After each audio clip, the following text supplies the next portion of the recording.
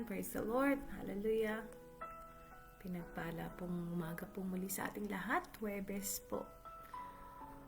At patuloy po tayong namamangha sa lahat ng ginagawa ng ating Panginoon.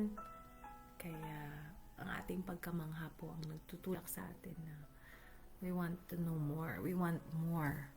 And umagang ito, salamat sa Panginoon, binigyan tayo ng bagong umaga na gugugulin natin yung unang bahagi sa kanyang presensya. So tayo pong lahat ay magsipagbukas sa aklat po ng Lucas, chapter 4. Sa our main passage po, we're talking about the anointing of God. Sabi po dito, sa Lucas chapter 4, mula po sa verse 18 hanggang 21. Nasa akin ang Espiritu ng Panginoon dahil pinili niya ako para i-preach ang magandang balita sa mga mahihirap. Pinadala niya ako para i-proclaim ang paglaya ng mga binihag, para sabihin sa mga bulag na makakakita na sila. Pinadala ako para palayain ang mga inaapi at i-announce na dumating na ang oras para iligtas ng Panginoon ang bayan niya. Nirolyo niya ang scroll, binalik sa assistant at saka siya umupo. Tinitigan siya ng lahat ng tao sa synagogue. Sinabi ni Jesus sa kanila, natupad ngayon ang sinasabi ng scripture habang naririnig niyo ito. Sa Diyos po ang papuri sa pagkabasa ng kanyang salita. Tayo po ay panadali ang manalangin. Hallelujah. Oh, Holy Spirit, we call upon you, Holy Spirit, renewing us. Nothing can take this place where we can see you face to face. Salamat for this privilege to come because of our Lord Jesus Christ, paid for all our sins and made us, purified us, and made us, considers us as righteous dahil sa kanyang sakripisyo, kanyang sakripisyo, Panginoong Jesus. Kaya po kami malakas ang loob na nakakalapit. Even as we pray, we know that we are being heard. Naririnig po kami. Hindi sayang ang aming panalangin, sapagkat kami nga ay mga anak na kinalulugdan. Salamat po muli sa umagang ito na aming pagtitipon. Let your anointing, Lord, be evident in our lives once again today. Salamat po sa pangakong tulong mula sa banal na Espiritu. Bago niyo pong muli ang inyong lingkod sa inyong likuran, linisin po kami, pakabanalin muli. Thank you, Lord God. We are not just justified. Lord God, we are being sanctified day by day. Because of your word, nililinis kami nito, Panginoon. Pangunahan ang aming panambahan. Kayo po ang may taas lamang, maluwalhati, makita, marinig. At kayo po ang kakatagpo sa lahat ng aming pangangailangan. Aabot sa aming lahat, saan man kami, ano man ang aming sitwasyon, bawat isa sa aming nakakapakinig sa panalangin ito. Walang mahirap, walang imposible sa inyo, Panginoon. Maraming salamat, aming Ama sa langit.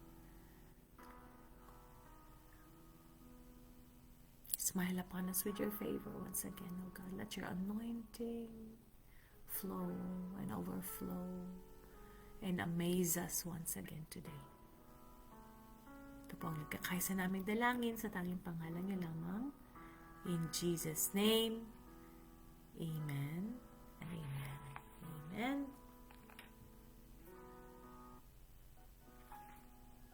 Praise God. So, welcome muli sa ating dawn worship for this day. And we are learning a series from Dr. Billy Graham on the anointing, 5 signs na makikita natin kung nasa atin ang anointing ng ating Panginoon. So sa binasa natin sa Lucas, so Jesus Christ, our Lord Jesus Christ is anointed by God. So ibig kong sabihin, nasa Kanya, ibig sabihin ng anointed, nasa Kanya ang Espiritu ng Panginoon. Siya po ay pinili. No? Katulad po ng sabi po sa 1 Peter chapter 2 verse 9, tayo nga rin ay pinili, no? Mga banal, no? At tayo po ay set apart like priests. Alright? So anointed po tayo to do the things na nais ng Panginoon. At ang sabi sa 1 Peter chapter 2 verse 9, upang ibahagi, i-preach po natin yung mga nakakabilib na ginawa ng Diyos. So, ang preaching, hindi lamang po sa church, no, sa pulpito, but our daily life. So, yun po yun. So, magagawa lamang natin ito kung nasa atin ang anointing ng Panginoon. Yung mabuting balita, mai-preach natin sa mga mahihirap, at para i-proclaim na palalayain na sila, or ang Panginoon ay magpapalaya. Siya lang ang kayang magpalaya sa kanila na binihag. At sa mga bulag, dati hindi nakakakita, pero makakakita na sila. At yung mga inaapi ay makakalaya na mula sa pang-aapi. At yung pagliligtas ay dumating na. So, without the anointing of God, we cannot do this.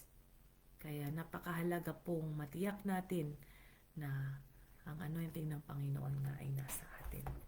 Praise God. So yesterday, we learned the last Monday, we started with the first sign, that is the deep, unshakable sense of peace. So, matitiyak natin na nasa atin ang anointing ng Panginoon, ang presensya niya, ang kapangyarihan niya, dahil nararanasan natin yung kapayapaan na hindi malirik, hindi sa nakadepende sa emosyon, kundi ito po ay mula sa Panginoon sa kabila ng anumang sitwasyon na ating pinagdadaanan, gaano man ito kadilim.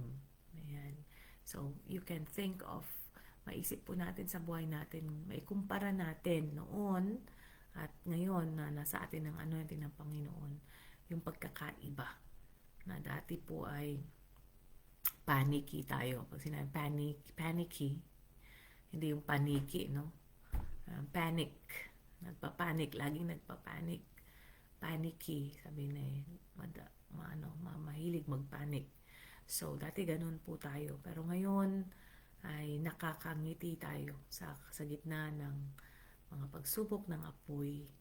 Yan, because we know na God is behind all this, or God is working for our good. Because we know the word. Yan. Kaya nga, mapalad po tayo. Dahil nasa atin ang anointing ng Panginoon. Naintindihan natin, naunawaan natin ito. Yun doon nanggagaling yung ating kapayapaan. Sabi nga sa Philippians chapter 4 verse 7, di ba po? Yung hindi kayang maipaliwanag. Kasi nga, sa mundo, iba yung kanilang pagkakaintindi. Po? Now, that peace na naranasan natin na hindi nga kayang maipaliwanag, pero makikita siya, no, ng mga tao, evidently sa ating mga buhay, no, na punong-puno ng yung countenance natin, punong-puno ng kapayapaan. At syempre, pag may kapayapaan, nandoon din yung kagalakan. Siyempre, pag mapayapa ka, di may kagalakan. Di ba po? Okay? So, kailangan ganun po ang paraan natin na maipakita. Hindi nga natin maipaliwanag sa kanila, pero maipakita po natin yung nararanasan nating kapayapaan nito. So, that is one sign that the anointing of God is upon us. Diba? At peace nga, no? Peacemakers nga din. Kasi you cannot give what you don't have. So, kung wala kang kapayapaan na mula sa Panginoon, hindi ka rin nagkakaroon ng kapayapaan sa kapwa. Kaya po, automatically, na yung mga nakakaranas ng kapayapaan ng Diyos ay mapayapa rin ang kanilang relasyon sa ibang mga tao. Okay po? So number 2, kahapon naman ay narinig natin yung isa pang sign na nasa atin ng anointing ng Panginoon ay kung tayo ay may nagugutom at nauuhaw sa salita. Hunger and thirst for His Word. So, sabi sa Matthew 5, verse 6, mapalad nga po yung kanilang kagutuman. Ano? They will be satisfied. Nauuhaw sila. Na kailangan, alam nila sa sarili nila na napakahalaga na masunod ang kalooban ng Panginoon na mababasa natin sa kanyang salita. So again, hindi lamang po ito sa dami ng impormasyon na nababasa, kundi sa application. So yung anointing, matitest natin, malalaman natin na sa atin na yung anointing dahil nga yung nababasa po natin ay naia-apply na natin sa ating pang-araw-araw na buhay. Yun po yung pangalawa pong sign. Ayan, na bawat binabasa mo talagang ina-apply mo sa iyong buhay. Amen? And then number 3 na po tayo sa umagang ito. Growing sensitivity to the voice and leading of the Holy Spirit. Again, growing sensitivity to the voice and leading of the Holy Spirit. So, ito po yung lumalago po, nagiging mas sensitibo po tayo sa boses, sa tinig at sa gabay ng banal na Espiritu. So, buksan po natin, sabi po sa John chapter 10 verse 27.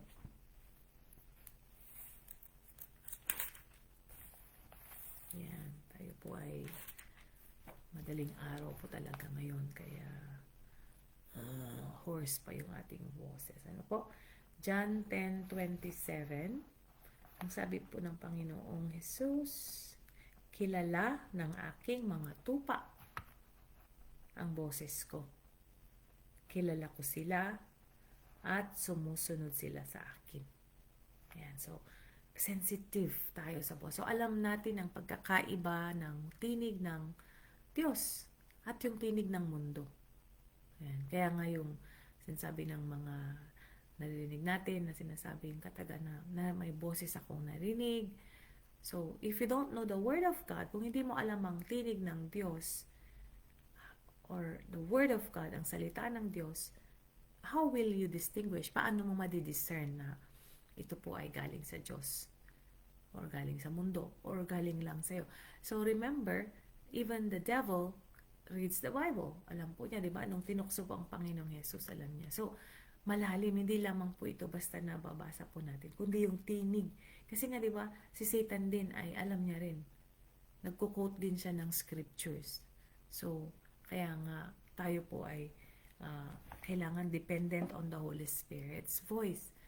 Especially in the last days, na alam na natin, sinabi lang po in the last days, marami pong mga bulaang tupa or bulaang propeta. Bulaang pastol, sorry po, no? So, they want to give parang confusion.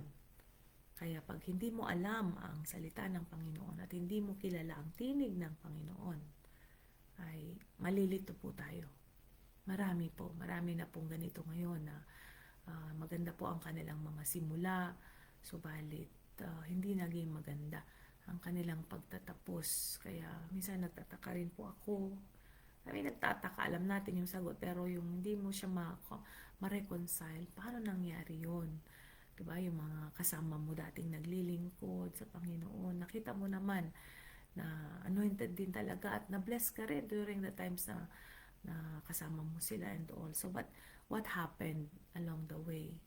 So, we don't know. Hindi natin may paliwanag. May mga bagay na hindi natin may paliwanag, pero nakakalungkot. Nagbibigay po sa atin ng kalungkutan. So, kaya nga, wag po tayong kampante din. No? At wag tayong magmamalaki na ay hindi mangyayari sa akin yan. So, kaya napakahalaga pong panatilihin natin na yung anointing ng Panginoon ay nasa atin. So, hindi natin ito mapipilit. No? But then, it's something na nasa atin, but we will have to work out through obedience. Now, magkakaroon tayo ng mga sample sa salita ng Diyos, sa Biblia, no? Kung paano yung anointing na yun ay nawala sa ilan sa mga taong nabuhay sa panahon ng Biblia na hindi na natin dapat pang maranasan. Diba po? Nabanggit na po natin sa introduction ng Lunes na katulad po ni King Saul, no? Unang hari ng Israel, na dahil sa pagsuway, nawala po ang anointing ng Panginoon. Gayon din po si Samson. So, tayo po ay lagi pong nakikinig sa gabay ng banal na Espiritu upang ang kanya pong presensya ay lagi po nating nararanasan. So, nare-recognize natin at dahil nga tupa niya tayo at siya po ang ating pastol, ang Panginoon. Sabi niya, they hear my voice, they know it. Kaya po sa ating buhay, ma-check natin kung nasa atin ang anointing ng Panginoon dahil we are growing in sensitivity. Alam natin, nararamdaman natin. It's promptings, yung may mga promptings po ang banal na Espiritu po sa atin. Kaya makikinig po tayo. Huwag po nating baliwalain ang tinig, ang boses, ang promptings. Pag sinabing prompting, yung parang tinatawag po tayo. We are prompted. We are being called to do something, to act on something. Alam natin yan because we know His voice. Amen? Sa Diyos po ang papuri, mga kapatid. Salamat sa anointing ng Panginoon. At patuloy po natin itong isa sa buhay at makikita ang kapangyarihan ng Panginoon araw-araw as we live lives of obedience, lives of victory. Tayo pong lahat ay manalangin. Hallelujah. Hallelujah. 아버지 하나님 감사합니다. 아버지 Abba Father, salamat po. Salamat muli sa mga salitang naihayag. Thank you for your promptings, Holy Spirit. Thank you, God, for your protection, shield sa aming mga kaisipan na maraming ang mga boses na gustong mag-penetrate. Pero salamat because the Holy Spirit is upon us. We are guarded, we are shielded. Kaya Panginoon, let your word once again fill our hearts and minds. Sabi niyo sa Philippos chapter 4, God, whatever things are true, kung ano yung totoo. At yung totoo, wala nang iba kundi ang inyong salita. Ito po yung, sabi niyo, think of these things. Holy Spirit, make us become more and more sensitive to your voice, to your promptings, to your leading. Sa buhay na ito, kayo po ang masunod sapagkat kayo ang nakakaalam ng higit na nakakabuti para sa aming lahat. Holy Spirit, hallelujah. Holy Spirit, come, we need you, Holy Spirit. Help us to walk according to your power, to your truth. Salamat po. Even as we pray sa umagang ito, sa mga prayer items, sa mga requests, O Lord, led by the Holy Spirit, anointed by the Holy Spirit. Salamat sa buhay ng iyong mga anak, araw-araw na nagtatapat sa inyo. Patuloy niyo silang katagpuin, patuloy po silang manghain, patuloy pagpalain, pagalakin, kapayapain. Marami pong salamat. Hallelujah. Maluwalhati po kayo sa aming pagtitipon, sa aming pagtatapat, araw-araw, Panginoon. Dahil sa inyo, kaya po namin ito nagagawa. Kaya kayo lamang ang dapat maluwalhati, kayo lamang dapat madakila. Patuloy po kaming pakinggan sa aming mga kahilingan. Salamat po. Igabayan po ang bawat anak ninyo sa bawat panalangin. And let your power overwhelm us once again, even as we pray. Ito pong nagkakaisa naming dalangin ng may pagtitiwala at pagkamangha ngayon pa lamang. Sa tanging pangalan niyo lamang, in Jesus' name. Amen. Amen.